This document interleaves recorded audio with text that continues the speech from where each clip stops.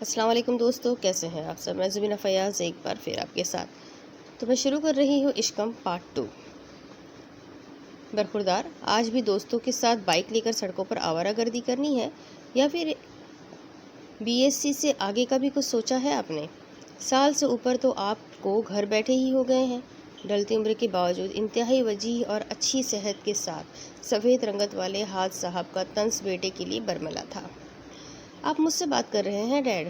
پراٹھے اور آملیٹ سے بھرپور انصاف کرتے اس نے لمحے بھر کو سر اٹھا کر ایک دو بار سیاہ آنکھیں ٹپٹپاتے ہوئے پوچھا اور پھر واپس کھانے میں مشغول ہو گیا۔ وہ اس وقت سیاہ ٹی شرٹ اور سفید جینس میں تھا اور کافی تر و تازہ اور شرارت کے موڈ میں لگ رہا تھا۔ اس قدر بدتمیزی پہ حاج صاحب کا بلڈ پریشر ایک دم سے بڑھ گیا۔ نہیں، میری کیا مجال کہ میں آپ حضرت سے مخاطب ہونے جیسی سنگین گستاخی کروں؟ میں تو دیواروں سے باتیں کر رہا تھا۔ ڈیڈ، دیواروں سے باتیں کرنے کی کیا ضرورت ہے؟ ممی سے کر لے، وہ بیچاری بھی بور ہو رہی ہے۔ کیوں ممی؟ باپ کے غصے کو خاطر میں نہ لائے بغیر اس نے شرارت سے کہہ دے ماں کو بھی آخر میں شامل کیا تو سر سے ڈھلتا دوپٹہ درست کرتی ہانیہ نے بیٹے کو گھورا۔ اس کے سیاہ سلکی بال ماتھے پہ گر رہے تھے اور مڑی ہوئی لمبی پلکیں وہ اپنے حلیے ہی کی طرح بے پرواہ لگتا تھا، جبکہ اب حاج صاحب کا بلڈ پریشر اس نقطے پر پہنچ چکا تھا جس کی پیمائش کرنے کے لیے ابھی تک کوئی آلہ وجود میں نہیں آیا تھا۔ دیکھا تم نے؟ دیکھا؟ کوئی تمیز، کوئی لحاظ اس کے لہجے میں دیکھنے کو بھی نہیں ملتا۔ مجھے تو سمجھ نہیں آتی اس نے اپنی زندگی کے 20 سالوں سے سیکھا کیا ہے۔ 61 سالہ حاج صاحب کا رنگ غصے سے مزید سرخ پڑ چکا تھا۔ اکراش بس مسکراتا ناشتہ کرتا رہا، جبکہ ہانیہ نے بے بسی سے شوہر اور بیٹے کو دیکھا۔ میں نہیں جانتی حاج میں کیا کروں، آپ کو سمجھاؤ یا اکراش کو؟ ایک آگ ہے تو دوسرا ہوا، میری تو سمجھ سے بلاتر ہو دونوں۔ دیکھ لے ڈیڈ، ممی آپ کو آگ بول رہی ہے۔ کم آن ممی، آپ کو ڈیڈ کو ایسے نہیں بولنا چاہیے۔ مسکراتا بدتمیز لہجہ ہانیہ نے اسے سخت کبیدہ نظروں سے گھورا تھا۔ اکراش بس بہت ہوا۔ ہاتھ کے لیے بیٹے کی بدتمیزیاں برداشت کرنا اب ناممکن تھا۔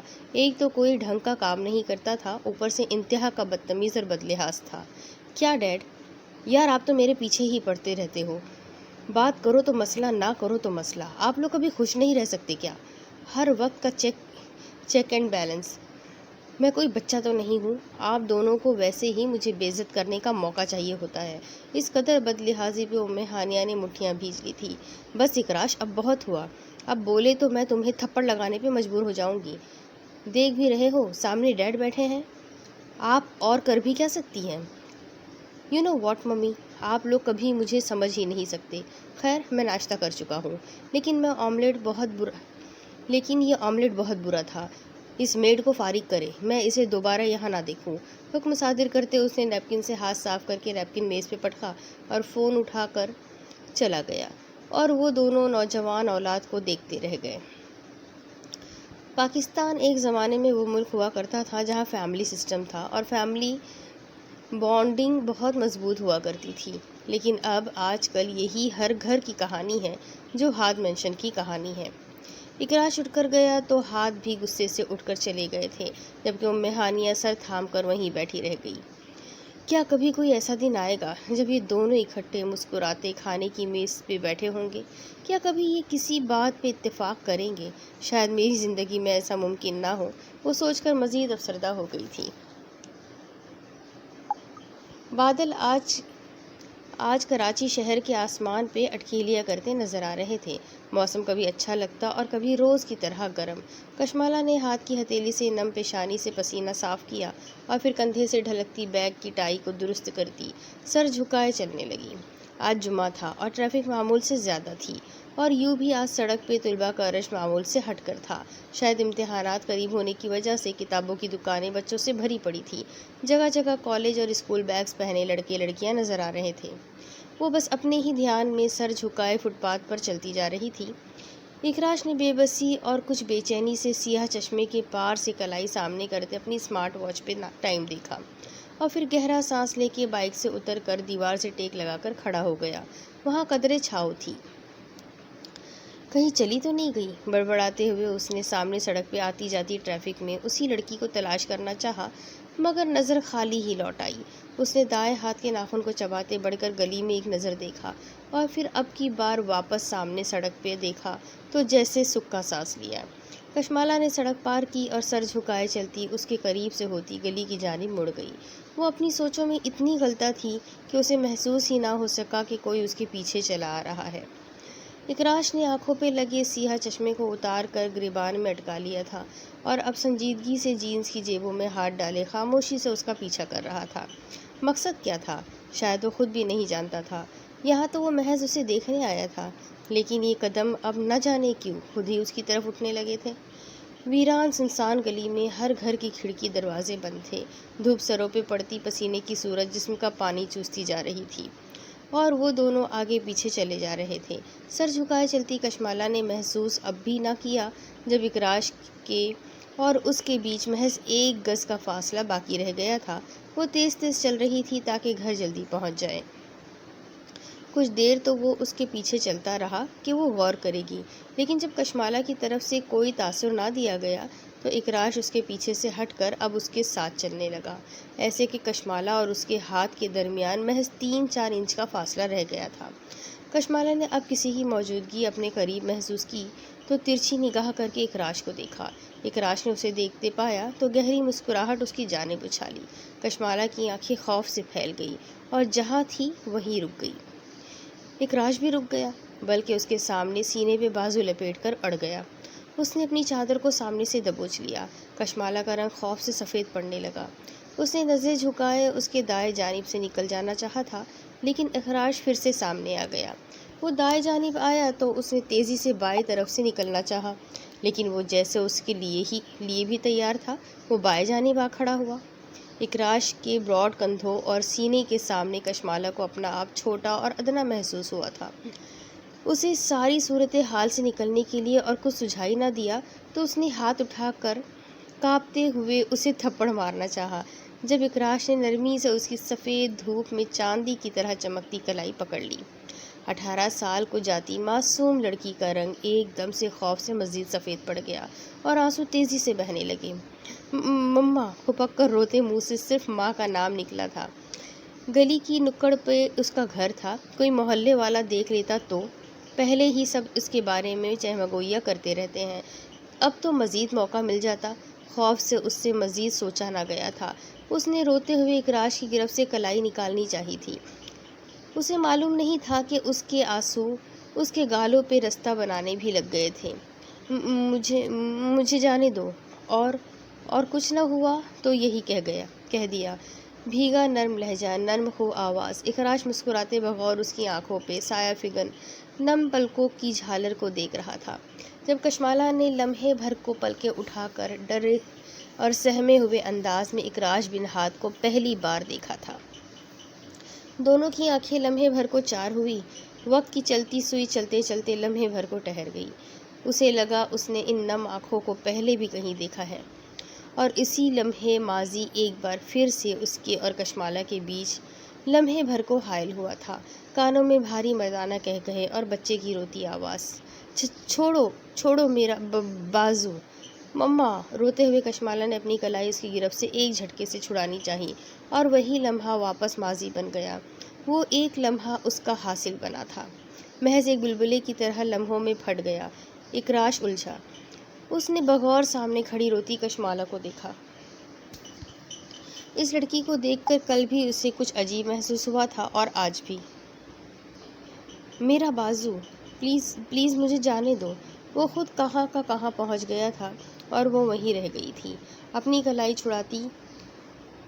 کشمالا، اس سے پہلے کہ وہ کچھ کہتا، گلی میں داخل ہوتے ہی جاوید نے سامنے کا منظر دیکھا تو چیخ اٹھا۔ اکراش کا چہرہ چونکہ گلی کی جانب تھا تو وہ اس 27 کے قریب کے مرد کو دیکھتے ہی پہچان گیا، جبکہ لڑکی یوں بدک گئی جیسے کسی چیز نے اس کے پاؤں پہ کاٹ دیا ہو۔ کشمالا نے جاوید بھائی کو روتے ہوئے اپنی طرف آتے دیکھا تھا۔ اکراش نے کشمالا کو دیکھا جو مزید بے چینی سے روتے ہوئے اس کی گرفت سے کلائی چھڑوانے کی کوشش کر رہی تھی۔ اکراش نے کلائی چھوڑ دی، جبکہ غیر لڑکے کے ہاتھ میں اپنی بہن کی کلائی دیکھ کر جاوید کا پارا ایک دم سے آسمان کو چھونے لگا تھا۔ یہ کیا ہو رہا ہے؟ جاوید نے اپنی طرف لپک کر آتی کشمالہ کو پکڑ کر اس کی کلائی سہلاتے اکراش کو غصے سے گھورتے پوچھا، لیکن اکراش نے جواب دیے بغیر کشمالہ کے مزید قریب ہونا چاہا تھا۔ جب جاوید نے اکراش کو دھکا دیتے کشمالہ کو اپنے پیچھے کیا، لڑکے تم اپنے ہوش میں تو ہو؟ تم کیا کر رہے ہو؟ جاوید کا بس نہیں چل رہا تھا کہ وہ اکراش کو زمین میں زندہ گاڑ دیتا، جبکہ پشت کے پیچھے کھڑی کشمالہ نے رونے میں مزید شدت آ گئی تھی اور اس نے ڈر کر جاوید کی قمیض پشت سے دبوچ لی تھی۔ وہ بھائی سے کہنا چاہتی تھی کہ اسے گھر لے جائے، لیکن اس کے الفاظ اس کے گلے میں اٹک کر رہ گئے تھے۔ میں آپ کی بہن سے بات کرنا چاہتا تھا، لیکن یہ ڈر کر روئے جا رہی ہے، کمال ڈٹائی سے اس نے جواب دیا تو جاوید کی گردن میں گلٹی نمودار ہوئی تھی۔ اس نے بہت مشکل سے اس بد دماغ لڑکے کی بے باکی کو برداشت کیا تھا۔ خوف تھا کہ کہیں تماشا نہ ہو جائے۔ شکر کرو کہ اس وقت کچھ میرے ہاتھ میں نہیں ہے، ورنہ میں تمہارا وہ حال کرتا کہ تمہارے گھر والے تمہیں پہچان بھی نہ پاتے۔ جاوید کی آنکھوں میں ایک دم سے نہ جانے کہاں سے اتنی سرخی آ گئی تھی۔ اکراش نے بہت مضبوط ہوتے دونوں آئیبرو اٹھائے اور پھر جینز کی جیبوں میں بڑے فرصت سے ہاتھ ڈالتا جاوید کے سامنے کھڑا ہو گیا۔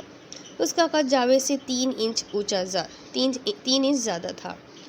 میں اگر آپ کی جگہ ہوتا تو کوئی بھی سوال کیے بغیر پہلے ٹانگیں اور پھر ہاتھ توڑتا، اور لوگوں کو سبق سکھانے کے لیے مجھے چیزوں کے سہارے کی ضرورت نہیں ہوتی۔ میں اس کام میں ویسے بھی بہت اچھا ہوں، مغرورانہ انداز میں کہہ کر اس نے آخر میں کانپتی کشمالہ پہ ایک آخری نظر ڈالی اور سر جھکائے چل دیا، جبکہ جاوید نے غصہ پیتے اس لڑکے کے سیاہ چمکدار آنکھوں کو نظر انداز کرتے کشمالہ کے بیگ کو زمین سے اٹھایا تھا۔ اکراش سر جھکائے چلا جا رہا تھا اور چال میں چلتے ایک عجیب سالہ ابالی مگر شاہانہ پن تھا، منمانی اور ایک رعب جس سے وہ لوگوں کو مخاطب کرتا تھا۔ جاوید کو ایک آنکھ نہیں بھایا تھا وہ لڑکا۔ اکراش کے دوست احباب اور والدین ہی صرف اس کی ضد اور منمانی کو برداشت کر لیا کرتے تھے، ورنہ جاوید اور کشمالہ اس کے لیے اور اس کے لہجے اور رویے سے بالکل نابلد تھے، اور یہ ان دونوں کے لیے بڑا ہی عجیب تھا۔ محبت اکثر غیر یقینی لمحے میں غیر متوقع انسان سے ہوتی ہے، اور انسان اس غیر یقینی لمحے میں ساری عمر کے لیے جیسے قید ہی ہو جاتا ہے۔ اکراش نے مسکراتے ٹارچ بند کی اور جھولی میں دھری کتاب کو بند کر کے اپنے سر کے نیچے پڑے تکیے کے نیچے گھسیڑ دیا۔ اس کی آنکھوں میں سحر تھا۔ آسمان کے سارے چمکتے ستاروں نے حسد سے کہا۔ اکراش ہنس دیا اور ماتھے پہ گرتے بالوں کو ہاتھ سے دائیں جانب کنگھی کی تھی۔ پھر اس نے گہرا سانس لے کے ہاتھوں کو سر کے نیچے کر لیا اور سامنے چمکتے بہت سارے ستاروں کو دیکھنے لگا۔ آنکھوں میں اتنی چمک، اتنی دلکشی کیسے آ سکتی ہے؟ کشمالہ کا چہرہ ایک بار پھر سے آنکھوں کے سامنے آیا تو اکراش نے مسکراتے ستاروں سے پوچھا تھا۔ اس کی آنکھوں میں صرف میں نہیں تھا، وہاں تو ایک جہاں آباد تھا، وہ بڑی بڑی گول آنکھیں۔ اس نے سوچ کر سر جھٹکا تھا۔ آج کا دن بہت اچھا تھا، شاید ہر دن سے زیادہ اچھا۔ یوں تو وہ چھت پہ موسم انجوائے کرنے اور کتاب پڑھنے آیا تھا، لیکن لکڑی کے تخت پہ لیٹتے ہی اس کا ذہن واپس وہیں اسی جگہ پہنچ گیا جہاں آج سارے دن سے تھا۔ کتنی حیرت کی بات ہے کہ ایک اتفاق سے ملنے والی لڑکی کو دیکھتے ہی پہلی نظر میں اس سے محبت ہو جانا، کتنا غیر یقینی سا ہے سب، اور کتنا خوبصورت ہو گیا ہے سب۔ سر کے نیچے سے ہاتھ نکال کر اس نے سینے پہ رکھ لیے۔ وہ لڑکی چند گھنٹوں میں اس کے ارد گرد اتنی بار اسے نظر آ گئی تھی کہ اکراش کو لگا وہ اس کے وجود کا عادی ہوتا جا رہا ہے۔ اب بھی وہ اسے سامنے کہیں ستاروں میں روتی منہ بناتی نظر آئی تھی۔ وہ اپنے اس تخیل پہ آپ ہی آپ ہنس رہا تھا۔ اس کی ہنسی میں جوش اور خوشی اور لطف کی نمایاں رمق تھی۔ اس کی آج رات بس خیالوں میں گزرنے والی تھی، وہ جانتا تھا۔ کشمالہ، جی بھائی، آج تمہیں چھٹی کتنے بجے ہوگی؟ 1 بجے بھائی۔ کیوں؟ شیشے کے سامنے کھڑے چادر درست کرتے اس نے جاوید سے پوچھا تھا۔ سوال کرتے ہوئے نہ جانے کیوں اس کی نظر جھک گئی اور لہجہ مرجمانہ سا ہو گیا تھا۔ نہیں کچھ نہیں، میں سوچ رہا تھا کہ آج تمہیں میں خود کالج سے لینے آ جاؤں۔ اپنی سفید پریسڈ شرٹ کا آستین موڑتے جاوید نے قدرے نرمی سے کہا تو کشمالہ نے نظر اٹھا کر انہیں دیکھا اور پھر سر ہلاتے مسکرا دی۔ جیسے آپ کو مناسب لگے، بھائی کے چہرے پہ اسے کوئی ایسا تاثر نظر نہیں آیا تھا جس سے وہ اندازہ لگا سکتی کہ جاوید کشمالہ کو برا سمجھ رہا ہے، جبکہ وہ ساری رات اسی فکر میں ہلکان رہی کہ جاوید بھائی اس کے بارے میں کیا سوچتے ہوں گے۔ لیکن جاوید بھائی کا اس کے ساتھ پہلے جیسا رویہ تھا، نرم اور محبت سے بھرا۔ کشمالہ کو سکون سا محسوس ہوا۔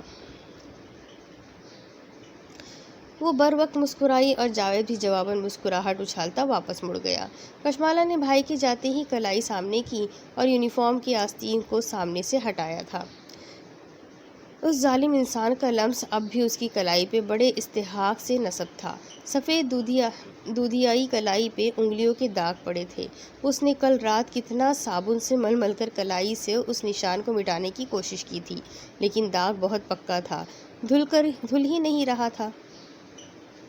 وہ اس سے کچھ کہہ کر نہ گیا تھا، لیکن اس کی نظر، اس کا دیکھنے کا انداز، سب کشمالہ کو بولتے محسوس ہوئے تھے۔ اب کی بار پھر وہ شخص سامنے کھڑا ہونے لگا تھا تو کشمالہ نے فوراً سر جھٹک کر کلائی واپس نیچے کر لی۔ اسے اس سب کے بارے میں نہیں سوچنا چاہیے تھا، ورنہ یقیناً باقی کا ماندہ دن خراب گزرتا۔ ایسے لوفر اور آوارہ لڑکوں سے پالا تو ہر لڑکی کا پڑتا ہے کشمالہ۔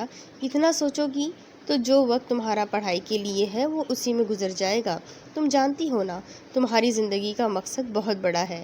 شہد رنگ لمبی پونی کو چادر سے ڈھکتے اس نے اپنی آنکھوں میں دیکھتے ہوئے خود کو یاد دلایا تھا۔ چہرے کی معصومیت اور آنکھوں میں خواب اس کی بے گناہی کے گواہ تھے۔ اس نے خود کا خود ہی حوصلہ بڑھایا اور پھر مڑ کر بیڈ سے بیگ اٹھا کر کندھے پہ ڈالتے وہ کمرے سے نکل گئی۔ اسے نانی سے ملنا تھا، وہاں اسے 5 منٹ لگ جاتے، اور روز کی طرح باورچی خانے کے سامنے سے گزرتے ممانی کی بڑبڑاہٹوں کو بھی سننا تھا، تو شاید قدموں کی سستی میں 2-4 منٹ وہاں بھی ضائع ہو جاتے۔ اس سے زیادہ وہ وقت کی بربادی برداشت نہیں کر سکتی تھی۔ ویسے بھی آج کیمسٹری کا ٹیسٹ تھا اور آج اسے کالج بھی جلدی پہنچنا تھا۔ اس نے سوچ کر سر ہلایا تھا۔ کہاں کی تیاری ہے؟ اس کے کمرے کے کھلے دروازے کو نرمی سے بجاتے ہانیہ نے اندر آتے پوچھا تو اکراش نے بال برش کرتے شیشے میں انہیں دیکھا۔ اس کی سرمئی ڈریس شرٹ کے کھلے بٹنوں کے نیچے سامنے سے سفید رنگ ٹی شرٹ جھانک رہی تھی۔ کثرتی جسم کے ساتھ وہ تازہ دم اور اچھا لگ رہا تھا اور اپنی عمر سے چند سال بڑا ہی لگتا تھا۔ کہیں نہیں، بالوں کو دائیں جانب ماتھے سے ہٹا کر بغیر جیل کے جمانے کی کوشش کرتے اس نے ماتھے پہ بل لیے مصروف انداز میں کہا تو ہانیہ مسکرا دی۔ جھوٹ۔ شیشے میں بیٹے کے عکس کو دیکھتے انہوں نے سینے پہ بازو لپیٹتے کہا تو اکراش نے مسکراتے ہاتھ سے برش واپس رکھا اور ان کی طرف گھوما۔ اس کے دائیں جانب کا دادم کھڑکیوں سے پردے ہٹے ہوئے تھے اور وہاں سے آتی دھوپ سیدھی لکڑی کے فرش پہ پڑ رہی تھی۔ کھڑکی کی سلاخوں کے سائے بھی فرش پہ چھپے ہوئے تھے۔ جب جانتی ہے تو پوچھ کیوں رہی ہے؟ اس کی مسکراہٹ گہری ہوئی تو ساتھ ہی سیاہ آنکھوں میں چمک بھی ایک دم سے بڑھ گئی۔ چند لمحے قبل ماتھے پہ دائیں جانب کو ڈالے سیاہ بال واپس ماتھے پہ بکھر گئے تھے۔ کہاں دوستوں کے ساتھ؟ یا آخر میں جملہ چھوڑ کر محفوظ ہوتے آنکھیں گھمائی تو تعجب سے ماں پہ ایک نظر ڈالتا گھڑی اٹھانے کو واپس ڈریسنگ کی طرف گھوما۔ ممی، یا کا مطلب سمجھائیں گی؟ گھڑی اٹھا کر کلائی پہ باندھتے ماتھے پہ ہلکے سے بل نمودار ہوئے جو کہ مصروفیت کی نشانی تھی۔ ممی کی مسکراہٹ مزید گہری ہوئی۔ میں بس اتنا چاہتی ہوں بیٹا کہ اپنی پڑھائی کو واپس شروع کر دو۔ FSC میں تو آپ نے اچھے مارکس سکور کر لیے، لیکن آگے BSc میں آپ کو پتہ نہیں کیا ہو گیا، باہر بھی اسکالرشپ نہیں ملے گی تو یہیں کیوں نہیں؟ وہ ان کی جانب گھڑی لگا کر گھوما تو ہانیہ نے اس کے مڑے کالر کو ٹھیک کرتے تفصیل سے کہا تھا، ساتھ ہی آل گڈس کی جانب اشارہ بھی کیا۔ یہ والا آئیڈیا بہت برا ہے، لاپرواہی سے کہا تو جواب میں انہوں نے آنکھیں گھمائی تھی، ساتھ ہی اس کے کندھے سے نادیدہ گرد صاف کی۔ تو پھر شادی والا آئیڈیا کیسا ہے؟ آنکھوں میں شرارت تھی۔ اکراش نے ان کا ہاتھ کندھے سے ہٹایا اور سر جھٹک کر ڈریسنگ کے سامنے سے ہٹ گیا۔ آپ کو اپنی ریسرچ بڑھانی چاہیے ممی، آج کل آپ کے آئیڈیاز بورنگ ہوتے جا رہے ہیں۔ سائڈ ٹیبل سے بائک کی چابی اٹھائی اور ساتھ ہی دروازہ کھول کر والیٹ نکال کر کھولا۔ ہانیہ اس کے ایک ایک انداز کو دیکھ رہی تھی۔ نہ پڑھائی نہ شادی، کچھ تو کرو۔ پھر ڈیڈ کے ساتھ بزنس ہی اسٹیبلش کر لو. کیا خیال ہے؟ آپ کا کھڑوس شوہر مجھے زندہ نہیں چھوڑے گا. میرا شوہر بہت شریف آدمی ہے بیٹا، کیوں ان کو خواہ میں خڑوس بنا رہے ہو؟ اب کی بات شرارت سے کہے گئے جملے پہ اکراش نے انہیں دیکھا تھا. اب آپ کیا چاہتی ہیں یہ بتائیں. وہ دیکھ رہا تھا وہ اسے وہاں منانے آئی تھی. لڑکی تمہیں پسند ہے یا میں بات چلاؤں؟ No sorry, this is not possible at all. ہاتھ اٹھا کر اس نے ایسے بدک کر کہا جیسے پاؤں پہ سانپ چڑھ گیا ہو. پہلے ہی میں آپ دونوں کو بہت مشکل سے برداشت کرتا ہوں، اب ایک اور آ گئی تو میں تو گیا کام سے. پلیز ابھی آپ مجھے معاف ہی کریں. بے پرواہی اور بدلحاظی سے کہہ کر وہ چلتا بنا تھا، جبکہ ام ہانیہ کا ایک دم سے دل دکھ سے بھر گیا تھا. وہ خاموش کی خاموش کھڑی رہ گئی تھی. اسے بدتمیزی اور بدلحاظی کی اتنی عادت ہو چکی تھی کہ اسے پتہ ہی نہیں چلتا تھا اور بدتمیزی کر جاتا تھا. جیسے ابھی بول کر وہ خود تو کمرے سے نکل گیا لیکن پیچھے ام ہانیہ کو سفید کر گیا تھا. مجھے تمہیں سکھانا چاہیے تھا کہ والدین سے کیسے بات کرتے ہیں. خالی راہداری کو دیکھتے انہوں نے اپنی غمگین آواز کو سنا تھا. ٹیسٹ دیکھ کر ہال سے نکلی تو کوریڈور میں ایک جمگھٹا کھڑا نظر آیا. کشمالہ ہاتھ میں پکڑا بیگ کندھے پہ ڈالتی مسکراتی. اسی جمگھٹے میں اس کی سہیلی بھی کہیں کھڑی تھی. کشمالہ نے اطراف میں نظر گھمائی تو وہ نظر آ گئی. اپنی یونیک سی آؤٹ لکس کے ساتھ وہ جہاں بھی کھڑی ہوتی فوراً نظر آ جاتی تھی. کشمالہ کی نظر پڑی تو عریشہ نے فوراً ہاتھ ہلایا تھا. کشمالہ مسکراتی اس کی طرف بڑھی تو لڑکیوں کی اس رش میں بہت ساری نظروں نے پیچھے تک کشمالہ کا پیچھا کیا تھا. چادر ندارد تھی، کالج کا یونیفارم کا دوپٹہ گلے میں ڈالے، شہد رنگ لمبے بالوں کی اونچی سی پونی ٹیل بنائے، سفید گلابیاں جھلکاتی رنگت کے ساتھ وہ چلتی پھرتی حسن کا پیکر تھی.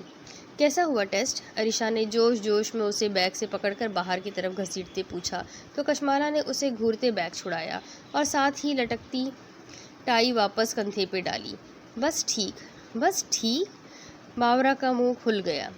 ناشکری عورت، کبھی تو خوش ہو جایا کرو. جو بندی کیمسٹری کے ٹیسٹ میں ساری کلاس سے زیادہ نمبر لے اور آخر میں پھر کہے بس ٹھیک، ایسی بندی کو 40 توپوں کی سلامی دینے کو دل چاہتا ہے.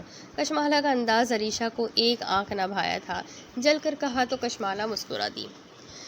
مجھے کلاس سے کیا غرض، میں نے ابھی تک کسی بھی مضمون میں 99% نمبر نہیں لیے ہیں اور جب تک میں وہاں تک نہیں پہنچ جاؤں میں کیسے خوش ہو سکتی ہوں؟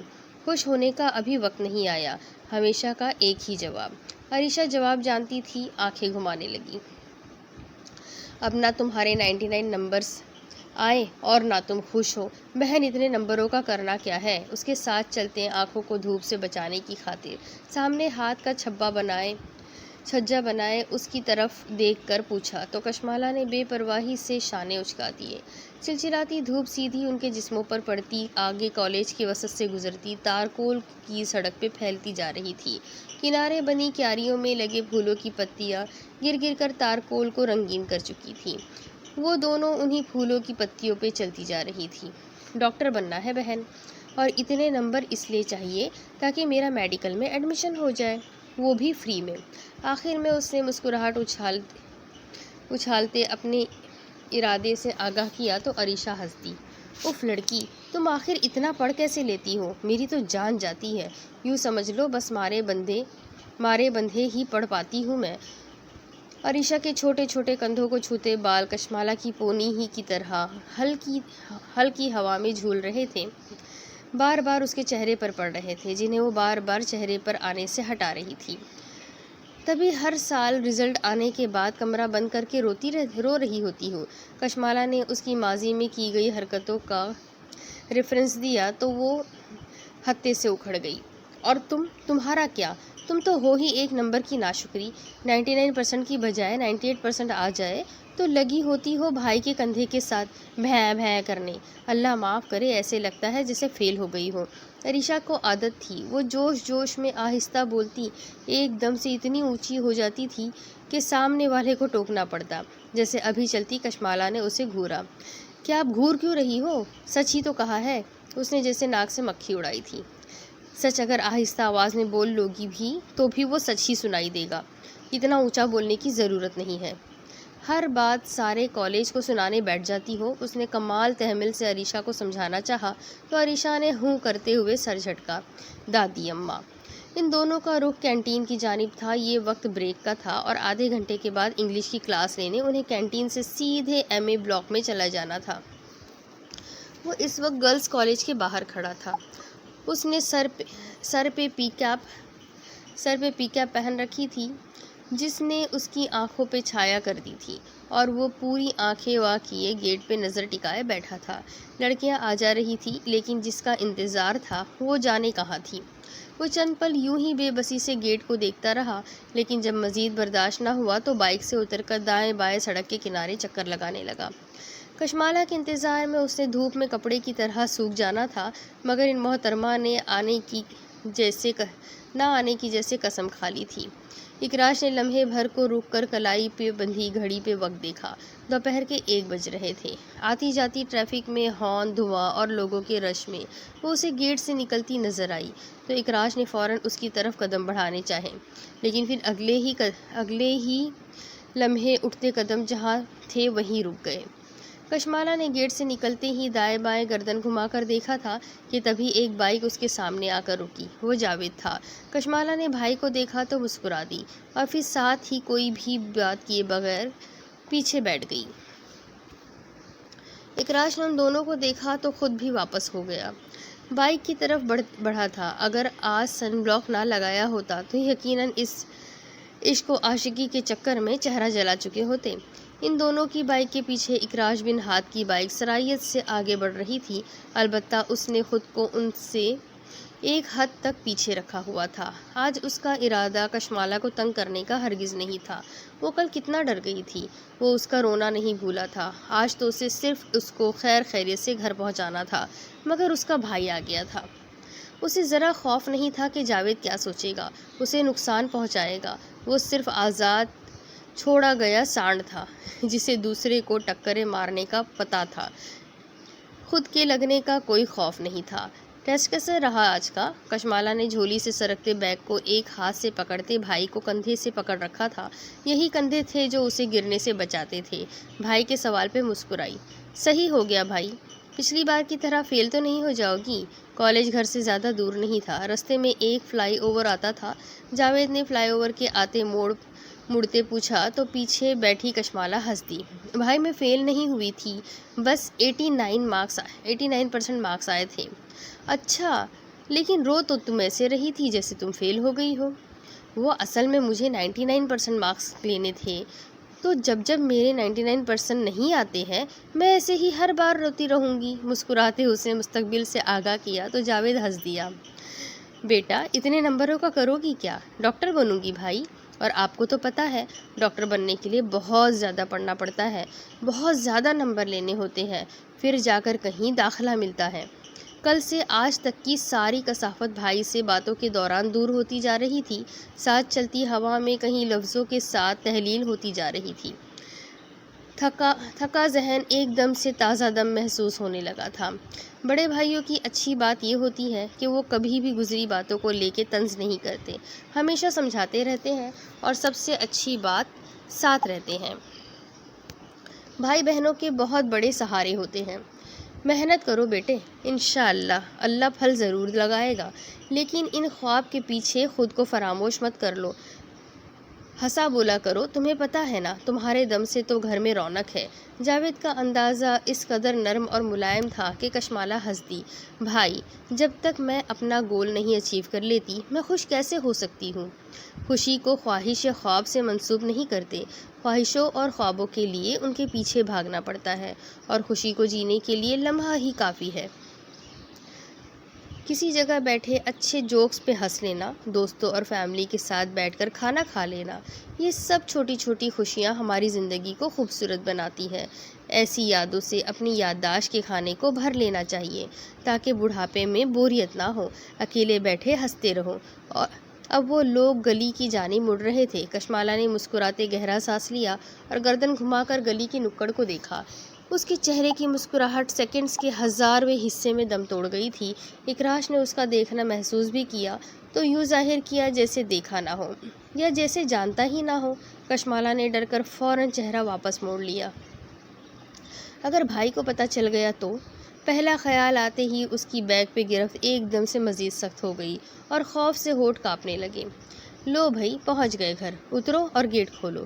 بائک گیٹ کے سامنے رکی تو کشمالا نے لمحہ نہیں لگایا تھا اترنے میں، جبکہ اکراش پاس سے ایسے گزر گیا جیسے یہاں آنا جانا اس کا معمول ہو۔ کشمالا کے ہاتھ خوف سے کانپ رہے تھے اور دل کی رفتار ایک دم سے بہت بڑھ گئی تھی۔ مرے قدموں کے ساتھ اس نے قدم گیٹ کی جانب بڑھائے اور پھر گیٹ کو ڈھکیل کر کھولتے باقی کے بڑے پٹ بھی وا کر دیے۔ اس کو لگ رہا تھا وہ فرش پہ بس گرنے ہی والی ہے، تبھی بس گیٹ کھول کر اندر کی طرف بڑھ گئی تھی۔ سکون کرو کشمالا، پریشانی کی بات نہیں، بس اب تم اپنے گھر میں ہو، خود کو اس نے حوصلہ دیا تھا۔ چھوٹے سے صحن میں آگے گیراج بنا تھا جہاں ایک چھوٹی کار کے ساتھ یا مرسیڈیز کھڑی اس بات کی علامت تھی کہ پھپھو لالا رخ آج پھر آ چکی ہے۔ کشمالا سوچ کر ہی پزل ہو گئی۔ اب اس کے آگے کی سٹوری میں آپ کو اگلی قسط میں سناتی ہوں کہ آگے کیا ہوگا۔ یہ جاننے کے لیے میرے ساتھ بنے رہیں، اگلی قسط میں پھر ملیں گے، تب تک کے لیے اللہ حافظ۔